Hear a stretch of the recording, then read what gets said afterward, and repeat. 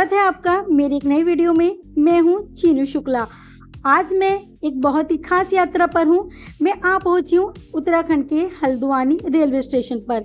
असल में मेरी ट्रेन को काठगोदाम जाना था, लेकिन कुछ तकनीकी खराबी की वजह से हमें हल्द्वानी रेलवे स्टेशन पर ही उतरना पड़ा।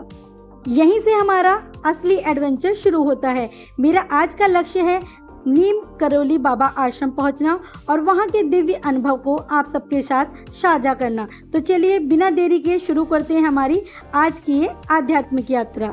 मैंने अपना ये सफ़र स्टार्ट किया था न्यू दिल्ली रेलवे स्टेशन पे और सुबह के 5 बजे मैं पहुंच चुकी थी हल्द्वानी रेलवे स्टेशन।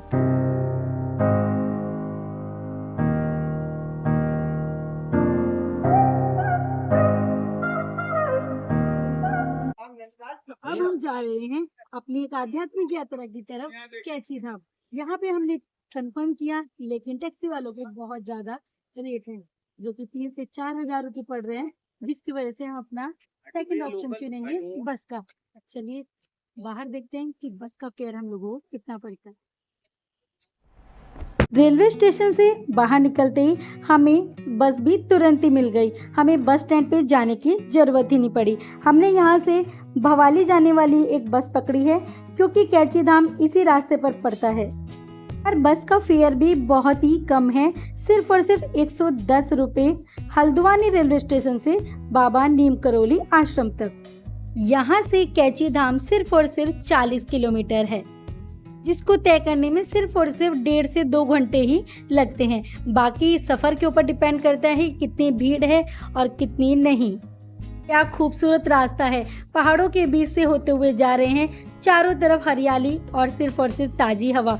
बस में सफ़र करने का अपना एक अलग ही मज़ा है, खासकर जब आप प्रकृति के इतने करीब हो, और ये यात्रा अपने आप में ही एक अनुभव बन जाती है।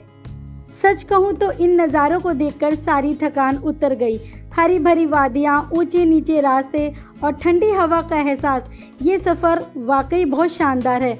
मैं तो बस यही चाहती हूँ कि ये रास्ता कभी ख़त्म ही ना हो। बाबा नीम करौली के आश्रम तक पहुँचने की उत्सुकता तो है ही, लेकिन इस प्राकृतिक सुंदरता का आनंद लेना भी किसी आशीर्वाद से कम नहीं है, वो भी जून के महीने में, जब और शहरों में तपती हुई धूप और गर्मी पड़ रही है चिलचिलाती हुई, और यहाँ पर इतने शानदार नज़ारे। अरे ये क्या हो गया, लगता है आगे जाम लग चुका है। कितनी सारी गाड़ियाँ रुकी हुई है। पहाड़ों में अक्सर ऐसे जाम लग जाते हैं, खासकर पीक सीजन में, या किसी वजह से अगर रास्ता आगे का बंद हो तब। हमारी बस भी कब से यहीं पर रुकी हुई है। धीरे धीरे गाड़ियाँ खिसक तो रही हैं, लेकिन ये जाम काफ़ी लंबा लग चुका है। अब क्या करें, इंतज़ार करने के अलावा और कोई चारा भी तो नहीं है ना। उम्मीद यही है कि ये जल्दी जाम खुल जाएगा, क्योंकि मुझे कैची धाम पहुंचने की बहुत बेसब्री से इंतज़ार है। चलिए दोस्तों, कोई बात नहीं, इस जाम को भी पॉजिटिव तरीके से ही लेते हैं। आखिरकार प्रकृति के बीच थोड़ा और रुकने का मौका मिल गया, और क्या पता इस जाम में हमें कुछ दिलचस्प नज़ारे या लोग देखने को मिल जाए। पहाड़ों में तो कुछ भी मुमकिन है, लेकिन लगातार ये जाम 1 घंटे से लगा हुआ है, और गाड़ियाँ बहुत ही धीरे धीरे तरीके से आगे खिसक रही हैं।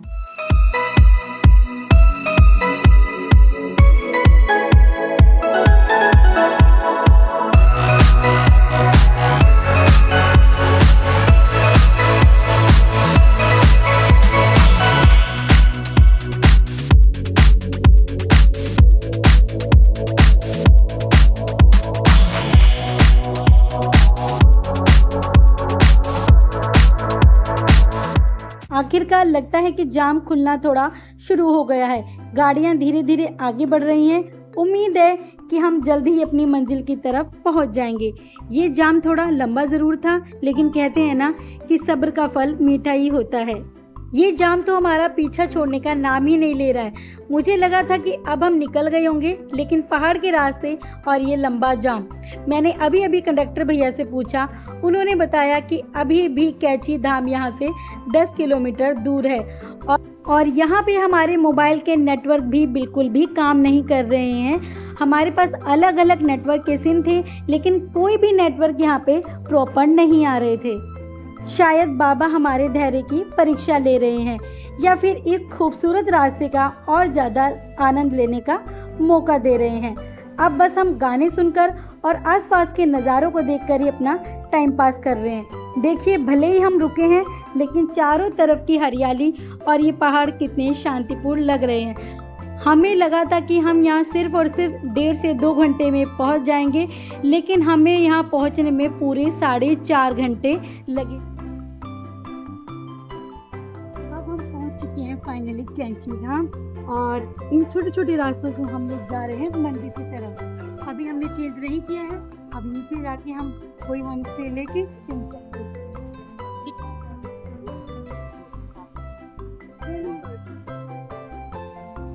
लगातार 4.5 घंटे हमने बस में ट्रैवल किया था, जिसकी वजह से हम बहुत ज़्यादा थक चुके थे और अभी हमें यहाँ पर अपने कपड़े भी चेंज करने थे। इन छोटे छोटे रास्तों से हम लोग जा रहे थे आश्रम की तरफ। उससे पहले हम लोगों को एक वॉशरूम या एक रूम सर्च करना था जहाँ हम लोग फ्रेश हो सके और चेंज कर सकें। हमने यहाँ 1-2 वॉशरूम देखे जहाँ हमने कंफर्म किया कि हम चेंज कर सकते हैं और वॉशरूम यूज़ कर सकते हैं। तो आप यकीन नहीं करोगे कि इन्होंने हमको कितने चार्जेस बोले होंगे। ऐसा नहीं था कि किसी एक ही इंसान ने हमें वो चार्जेस बताए। यहाँ पूरे कैची धाम में एक ही रेट था। आपको वॉशरूम अगर यूज़ करना है तो आपको 100 रुपीज़ देने होंगे। अगर आपको रूम लेना है तो 2000 रुपीज़ का आपको रूम मिलेगा और वॉशरूम के आपको 100 रुपीज़ देने होंगे। पहली बात तो कोई होटल भी वाला यहाँ पर वैसे भी आपको वॉशरूम यूज़ नहीं करने देंगे, और जो पेड वॉशरूम थे वहाँ पे 100 रुपीज़ थे। तो सबसे पहले हम लोग यहाँ पर गए एक रेस्टोरेंट में, जहाँ पर हमने सबसे पहले पी चाय, क्योंकि अभी बाहर बारिश होने लगी थी, वो भी बहुत तेज़। तो हमें अपना टाइम बिताना था, जिसकी वजह से हमने यहाँ की चाय पी। हमने थोड़ा बारिश के रुकने का वेट किया और हम यहाँ से निकल गए एक वॉशरूम की तरफ, जहाँ जाकर हमने चेंज किया। और मैं बस आपको यहाँ से बता नहीं सकती कि ये नज़ारा कितना अद्भुत दिख रहा है। कैची धाम, ये देखिए, मुझे यहीं से आश्रम दिखने लगा है, और ये वही जगह है जहाँ से आप लोग अक्सर इंटरनेट पर या टीवी पर उन खूबसूरत तस्वीरों को देखते हैं। ये देखिए, यहीं पर लोग रुककर अपनी तस्वीरें लेते हैं। चारों तरफ इतने हरे भरे पहाड़, गहरी वादियाँ और बीच में वो पवित्र आश्रम, क्या गजब नज़ारा है। चेंज करने के तुरंत बाद हम आ गए जूता स्टैंड पर, जहाँ पर आप जूते फ्री में रख सकते हैं और यहीं से आप प्रसाद भी ले सकते हैं। बाबा के आप यहाँ से फ़ोटो ले सकते हैं, तस्वीरें ले सकते हैं, और बहुत कुछ यहाँ पर मिल रहा था, और यहीं से सभी लोग प्रसाद भी खरीद रहे थे। यहीं पर स्टैंड पर हमने भी अपना बैग रखा और यहाँ से प्रसाद निकलकर हम लोग सीधा निकल गए आश्रम की तरफ।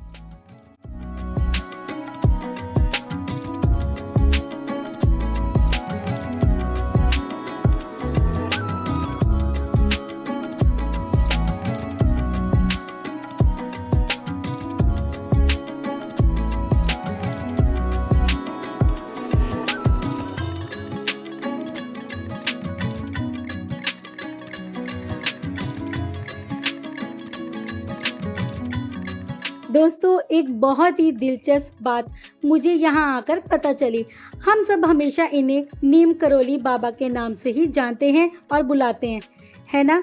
मैंने भी हमेशा से यही सुना है और यही कहा है, लेकिन यहाँ आकर मुझे पता चला इनका पूरा और सही नाम, जो यहाँ आश्रम में हर जगह लिखा हुआ है, नीम करोली आश्रम, जो लोग स्थानीय लोग यहीं पर इस्तेमाल करते हैं। भीड़ बहुत ज़्यादा थी, हमें लग रहा था कि हमें कम से कम 1 से 1.5 घंटा तो लग ही जाएगा दर्शन करने में, लेकिन यहाँ के मैनेजमेंट की जितनी भी तारीफ़ की जाए उतनी ही कम है। यहाँ से आगे जाके अब कैमरा अलाउ नहीं था। हम लोग आगे तक गए, वहाँ तक कैमरा अलाउ था, उससे आगे अंदर कैमरा अलाउ नहीं था। तो हमने भी उनका सम्मान किया और उससे आगे हमने अपने कैमरे को बंद कर दिया। हालांकि बाहर आपको कहीं भी कैमरा या मोबाइल सबमिट नहीं करना होता है। हम लोगों को सिर्फ और सिर्फ 15 से 20 मिनट में बाबा के दर्शन हो गए, और सच में इतने अद्भुत दर्शन हुए। कहीं पर भी कोई भी पंडित या पुजारी आपको दान करने के लिए नहीं बोलेगा। जितनी आपकी श्रद्धा हो उतना आप चढ़ा सकते हैं। ऐसा कुछ भी नहीं है कि आपको इतना फिक्स आपको चढ़ाना ही चढ़ाना है, ऐसा कुछ नहीं था। आपकी जितनी श्रद्धा है आप उतना यहाँ चढ़ा सकते हैं। और बहुत ही अच्छे तरीके से हमको क्या, हमारे साथ जितने भी लोग थे सभी को बहुत अच्छे दर्शन हुए। मन इतना ज़्यादा खुश हो गया दर्शन करने के बाद, क्योंकि मैं फ़र्स्ट टाइम यहाँ पर आई थी और मुझे पता नहीं था कि आश्रम में क्या है और किस तरीके की मूर्ति है। तो मैं फ़र्स्ट टाइम आई थी और बहुत अच्छा मुझे यहाँ पर लगा आकर और बहुत ज़्यादा अच्छे दर्शन हुए। हम लोग ये जून के महीने में यहाँ आए थे और यहाँ पर 15 जून को स्थापना दिवस भी होता है आश्रम का, जिसकी वजह से यहाँ पर भीड़ चल रही थी। वरना आप हल्द्वानी रेलवे स्टेशन से सिर्फ और सिर्फ, जैसे मैंने पहले भी बताया था, 1.5 से 2 घंटे में पहुँच जाएंगे। लेकिन अभी जून के महीने में स्थापना दिवस है, जिसकी वजह से 3 से 4 घंटे आपको लग सकते हैं। लेकिन इस वक्त भी यहाँ पर बारिश थी और बहुत ज़्यादा ठंडा मौसम था। इतना ठंडा मौसम था कि आपको जैकेट भी पहननी पड़ सकती है शाम के समय में। दोपहर में भी लोगों ने, यहाँ के जो लोकल लोग थे उन्होंने जैकेट्स पहन रखी थी। अब यहाँ से हम लोग सीधा निकल गए नैनीताल की तरफ। अगर आपको कैची धाम की ये पवित्र यात्रा पसंद आई हो और आप भविष्य में भी ऐसी ही और आध्यात्मिक दर्शनीय स्थलों की वीडियो देखना चाहते हैं तो मेरी वीडियो को लाइक करके मेरा उत्साह बढ़ाएं और मेरे चैनल को सब्सक्राइब करना बिल्कुल भी मत भूलें। और इसके बाद हम लोग पहुंच चुके हैं नैनीताल, और नैनीताल में देखिए कि मौसम कितना ज़्यादा सुहावना हो रखा है। हर तरफ बारिश और इतनी ज़्यादा ठंडी हवा चल रही थी यहाँ पर लेक के आसपास। मिलती हूँ आपसे नेक्स्ट वीडियो में, तब तक के लिए बाय बाय।